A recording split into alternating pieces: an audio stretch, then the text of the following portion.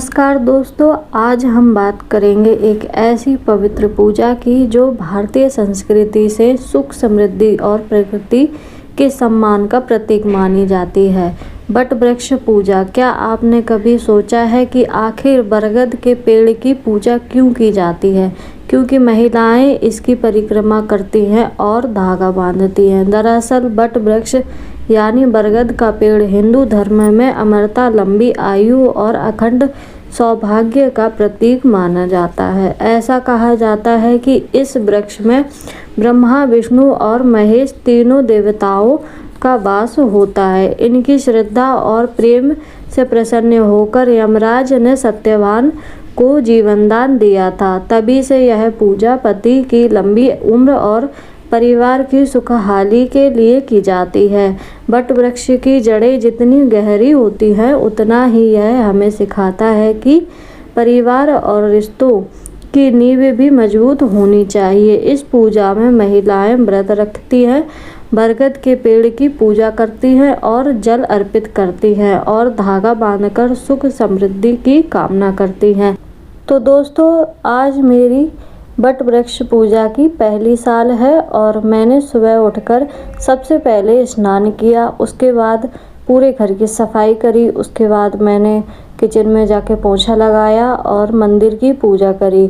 मंदिर की पूजा करने के बाद मैंने बांके बिहारी जी को भोग लगाया, सूर्य देवता को जल अर्पित किया। उसके बाद मैं किचन में गई, मैंने खाना बनाया। खाना बनाने के बाद मैंने फिर से कमरे की सफाई की। उसके बाद मैंने आटा लगाया और अठौरी बेलना स्टार्ट कर दिया। अठौरी बेलकर मैंने गरम तेल में अठौरियों को सेक लिया और अठौरियाँ सेकने के बाद मैंने दूसरी गैस पर दूध चढ़ा दिया। जैसे ही मेरा दूध खौलने लगा था, फिर मैंने उसमें पहले से ही बना के रखे थे चावल को दूध में डाल दिया और थोड़ी देर पकाने के बाद मैंने एक कटोरी चीनी डाली और थोड़ी देर के लिए ढक के छोड़ दिया। जैसे ही हमारी खीर अच्छे से पक गई थी तो मैंने उसमें ड्राई फ्रूट डाल दिए काट के, बारीक कटे हुए गरी, काजू, बादाम और थोड़ी सी किशमिश, मखाने डालकर हमारी खीर बनके तैयार हो चुकी थी। तो मैंने उसको ढक कर रख दिया। उसके बाद मैंने श्रृंगार में मैंने चूड़ियाँ मंगाई थी और कंघी, सिंदूर, बिंदी और रंग, मेहंदी वगैरह सारा जो श्रृंगार होता है सब कुछ मंगा के मैं यहाँ पे चल दी थी मंदिर के लिए पूजा करने के लिए। तो धूप बहुत ज़्यादा थी, इसलिए टाइम हो चुका था 12 साढ़े 11 हो चुके थे। उसके बाद मैं यहाँ पे निकल गई थी।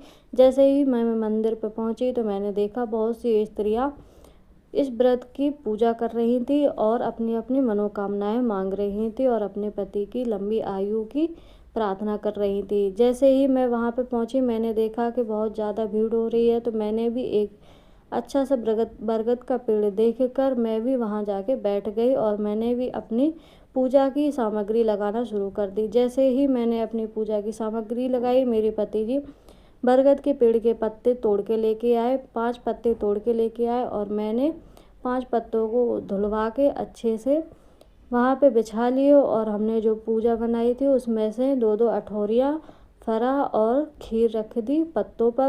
यहाँ पे मेरी सासू माँ यानी कि मेरी मम्मी जी मुझे बता रही थी कि कैसे कैसे इस पूजा को स्टार्ट करना है और कैसे कैसे उसको संपन्न करना है। तो मैं बैठ गई थी पूजा के लिए। तो सबसे पहले मैंने दीपक को जलाया और प्रार्थना करती जा रही थी। उसके बाद मैंने कपूर लिया, कपूर में आग जलाई और मैंने होम करना शुरू कर दिया था। 7 बारी मैंने होम करा और उसके बाद मैंने प्रार्थना करती जा रही थी, हे प्रभु मेरे होम को स्वीकार कीजिएगा और मेरे पति को लंबी आयु देना और हमारे घर में सुख समृद्धि हमेशा ऐसे ही बनाए रखना।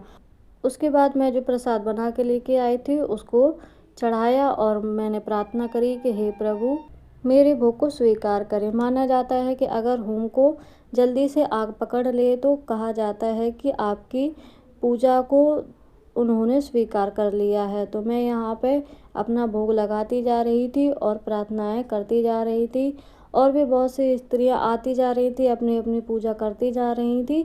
बहुत ज़्यादा धूप हो रही थी, गर्मी हो रही थी और इस गर्मी में व्रत रखना, निर्जला व्रत रखना बहुत ही मुश्किल होता है।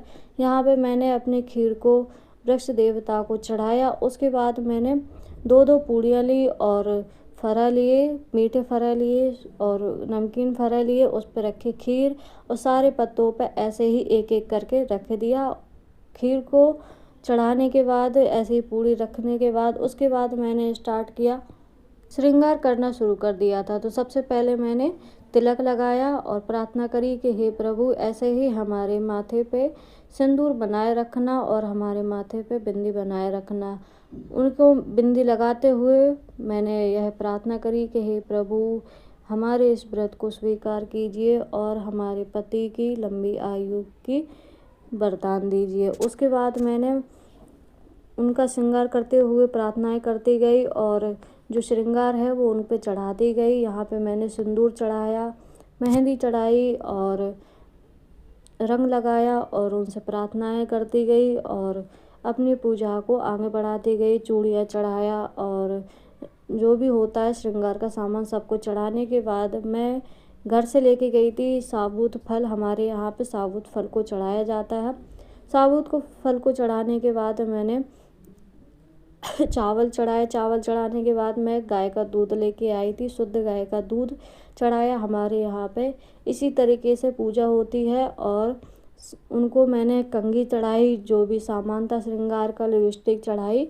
सब कुछ चढ़ाने के बाद उनको पैर छुए। पैर छूने के बाद मैंने उनसे प्रार्थना करी, हाथ जोड़े और उनसे प्रार्थना करते हुए कहा कि हे प्रभु हमारे पति की लंबी आयु करें और हमारे घर में ऐसे ही सुख समृद्धि बनाए रखें। बहुत सी स्त्रियां अपनी अपनी प्रार्थनाएं करती जा रही थी और ऐसे ही पूजा करती जा रही थी। तो उसके बाद मैंने आरती करी, वृक्ष देवता को मेहंदी लगाई और उस मेहंदी को वहीं पे समर्पित कर दिया और उनसे बोला कि हे प्रभु ऐसे ही हमारे भी पैरों पे मेहंदी हमेशा दमकती रहे। उसके बाद मैंने सिंदूर चढ़ाया। सिंदूर चढ़ाते हुए मैं मन में सोच रही थी कि हे प्रभु बस हम पे इतनी कृपा बनाए रखना कि हमारे मांग में ऐसे ही सिंदूर दमकता रहे। और इसी के साथ मैं पूजा करती जा रही थी। उसके बाद मैंने रंग को घोरा। रंग घोरने के बाद मैंने सबसे पहले वृक्ष देवता को चढ़ाया। उसके बाद मैंने अपनी सासू माँ को लगाया और फिर खुद को लगाया। खुद को लगाने के बाद मैंने पूजा करते हुए मैंने उनको चूड़ियाँ चढ़ाई और चूड़ियाँ चढ़ाते हुए मैंने उनसे प्रार्थना करी। मन ही मन में मैं प्रार्थनाएं कर रही थी कि हे प्रभु ऐसे ही हमारे भी हाथों पे चूड़ियाँ खनकती रहे हमेशा। उसके बाद मैंने उनको बिंदी लगाई और उनसे प्रार्थना करी कि हे प्रभु ऐसे ही हमारे भी माथे पर बिंदी ऐसे ही चमकती रहे सदा। मैंने बिंदी लगाने के बाद जल चढ़ाया। 7 बारी मैंने जल को चढ़ाने के बाद उनके पैर छुए और उनसे प्रार्थना करी कि हे प्रभु हमारी पूजा को स्वीकार करें। उसके बाद मैंने मीठे शरबत जो मैं घर से बना के लेके आई थी उसको चढ़ाया और कहा कि हे प्रभु लो और हमारे इस शरबत को स्वीकार कीजिए। इसी शरबत से मैंने अपना व्रत तोड़ा था और वृक्ष की जो डंडी सी होती है उसको मैंने बगैर चबाए ऐसे ही शरबत के साथ में निगल लिया। उसके बाद मैंने मौली धागा लिया। हमारे यहाँ पे इस धागे को मौली धागा बोला जाता है।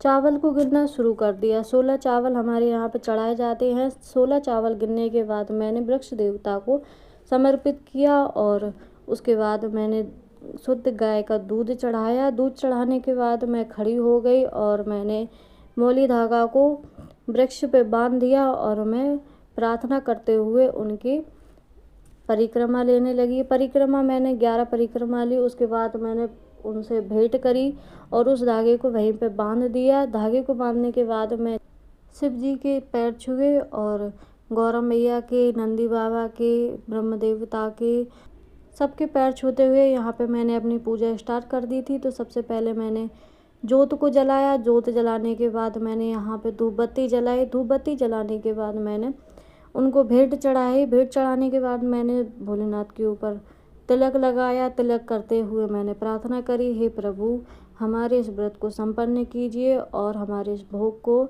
इसी प्रकार हमारी वट वृक्ष की पूजा संपन्न हो चुकी थी। उसके बाद मैं घर गई और घर पे जाकर कन्याओं को दान दिया। दान देने के बाद मैंने जो भोग बचा था उसको खुद खाया। तो दोस्तों हमारी ये वीडियो आपको पसंद आई हो तो प्लीज़ हमारे चैनल को सब्सक्राइब करना और कमेंट में राधे राधे ज़रूर लिखना। चलिए मिलते हैं नेक्स्ट वीडियो में, तब तक के लिए राधे राधे।